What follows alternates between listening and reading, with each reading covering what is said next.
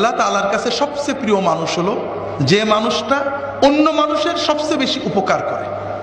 আর সবচেয়ে প্রিয় নেকামল হলো নফল নেকামল, যে তুমি কোনো ক্ষুধার্ত মানুষের ক্ষুধা দূর করবে, কোনো বেদনাক্লিষ্ট মানুষের অন্তরের বেদনা দূর করবে, কোনো ঋণগ্রস্ত মানুষকে ঋণ মুক্ত করবে, কোনো বিপদগ্রস্ত মানুষকে বিপদ থেকে উদ্ধার করবে।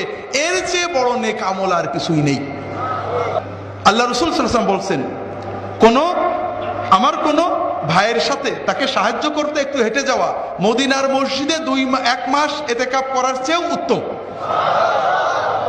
যদি কেউ কোনো মানুষের সাথে হেঁটে যায়, একটু তার কাজটা করে দেয়, হাজতটা মিটিয়ে দেয়। কেমন? একজন লোক টাকা পাবে একজনের কাছে, দিচ্ছে না, আপনি এলাকার প্রভাবশালী মানুষ, রাজনৈতিক নেতা, সামাজিক ব্যক্তিত্ব, সাথে যে বললেন ভাই ওর টাকাটা পাবে, দিচ্ছেন না কেন, দিয়ে দেন। লোকটা যখন জানলো আপনি জেনে গেছেন, দিয়ে দিল। একজন টাকা পাবে, খুব চাপ দিচ্ছে, গরিব মানুষ দিতে পারছে না, আপনি যে 2 মাস সময় নিয়ে দিলেন। হাসপাতালে ডাক্তাররা ভর্তি করছিল না, ক্লিনিকে যাইতে বলছিল, আপনি ভর্তি করে দিলেন।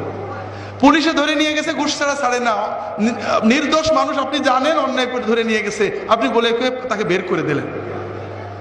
এতিম, বিধবা, যে কোনো ভাবে একটা মানুষের সাথে যে তার প্রয়োজন মিটিয়ে দেওয়া। আল্লাহ রাসূল সাল্লাল্লাহু আলাইহি ওয়াসাল্লাম বলছেন, যদি কেউ এটা করে তাহলে কিয়ামতের দিন, যেদিন সবার পা পিছলে পুলসিরাত থেকে জাহান্নামে চলে যাবে, ওই দিন ওই ব্যক্তির পা আল্লাহ পিছলাতে দেবেন না।